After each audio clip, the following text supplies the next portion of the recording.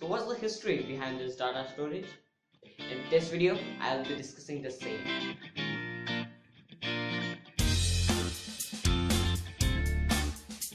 Hey there guys, this is Ajinkya with Truly Tech, and on this channel we do gadget reviews, smartphone tips and trick videos, and even explanation videos just like this one. So if you're new here, consider subscribing.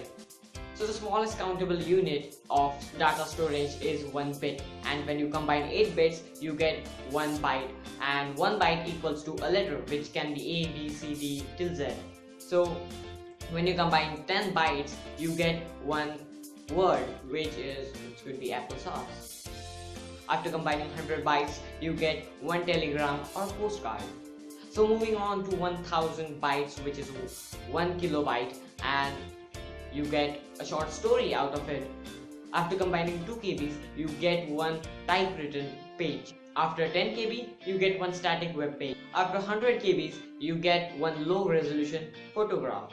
And after 200 kbs, you probably will get a box of punch cards. So gaming up to 1 megabyte, which is 1 MB. So when you combine 10 lakh bytes, you get 1 MB. So with 1 MB you can get a novel or a 3.5 inches floppy disk. With 5 megabytes you can get the whole complete work of Shakespeare or 30 seconds of TV quality video. With 10 MB you can get a high quality sound or an X-ray of your chest. Moving up to 20 MB you can get a box of floppy disk. So with 1 GB, which stands for 1 gigabyte, you can get 100 crore of bytes. So with 1 GB, you can get a truck full of typewritten paper. Oh god, I will need to read this. With 20 GB, a good collection of the works of Beethoven or 5 Exabyte tapes or a VHS tape used for digital data. I didn't get the heck out of that. With 50 GB, you can get a floor full of books or hundreds of 9-track tapes. At 500 GB, you can get the FTP site, which stands for File Transfer Protocol. So maybe you guys could have heard till TB or terabytes, which stands for 1 standing after 12 zeros. So when you convert 50,000 trees into books and you type them, then you get 1 terabyte of space. With 2 terabytes, you can get 1 academic research library. With 10 terabytes, you can get the printed collection of US Congress. With 400 terabytes, you can store the NCDC database. I guarantee you won't have heard of this, the petabyte. So jumping over to petabyte, which has the power of having 10 raised to 15 bytes. So that's a lot of storage. So what you can do with it is 1 petabyte equals to 3 years of EOS data for 2001. 2 petabyte equals to all of the academic research of the US library. And 8 petabyte equals to all of the information on the web. Well, if we combine all of the hard drive space, which is produced from 1995, it will equal to 20 petabytes.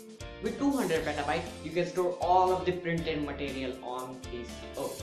Moving on to Exabyte, which has the power to store 10 raised to 18 bytes. So with 2 exabyte, you can store all the research produced annually. So with 5 exabyte, you can store all of the spoken words in every language present on the earth. The zettabyte can store storage till 10 raised to 21 bytes. So the next one is yottabyte, which also doesn't have any application, but it can store up to 10 raised to 24 bytes. So that were the units. Let's check out the timeline of data storage. So if you happen to go outside in 1956 and ask for 1 megabyte, you could have to pay more likely 10,000 US dollars. That's too much, but at that time the technology wasn't that prepared. In 1980s, you could get 1 MB of storage for $193, and for $90 you could get 1 MB in 1987, and for $53 you could get 1 MB in 1998. So in 1988 you could get it for $53. In 1989 you could get it for $12, and 1990 you could get it for just $9. In 1995 you could get that much storage for just 90 cents, and in 1999 you could get it just for 2 cents. So after that I can't divide it much. So let's jump on to gigabytes. In 2000 you would need to pay $19.73 for 1 GB. But in 2005 you would just need to pay 71.9 cents. In 2007 you would just need to pay 91 cents. In 2000 you would just need to pay 31 cents for 1 GB. And yes, at that time the first 1 terabyte of hard disk was produced and released. In 2010 you could get 1 GB of storage just for 8 cents.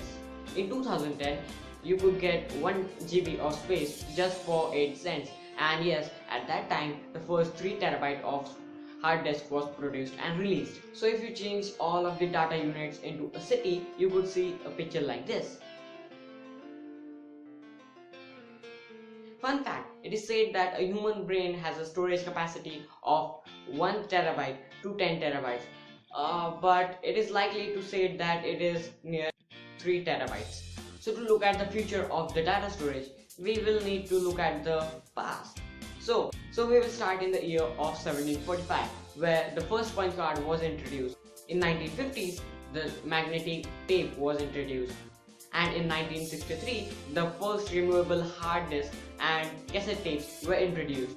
In 1996, the punch tape was introduced. In 1971, the floppy disk was introduced and the compact disk was introduced in 1982. The zip drive was introduced in the mid-1990s. The SD card and the USB flash drives were introduced in 2000. So in 2007, the cloud storage was introduced and popularized by MIT students with the name of Dropbox. So what's the next level of data storage? Well, it is said that the hologram technology is the next, in which 1 centimeter can give you 1 terabyte of space. And some days back I heard that researchers are trying to override the whole system of the DNA, so it can be overwritten and it can be read and write type of thing. Question of the day: what do you think should be the next step in data storage, and what is your preferable storage? Maybe it could be SD cards, pen drives, hard drives. Let me know in the comment section below. Hey there guys, thanks for watching so far, and if you like this video, please like this video, share this video and subscribe to my channel Truly Tech.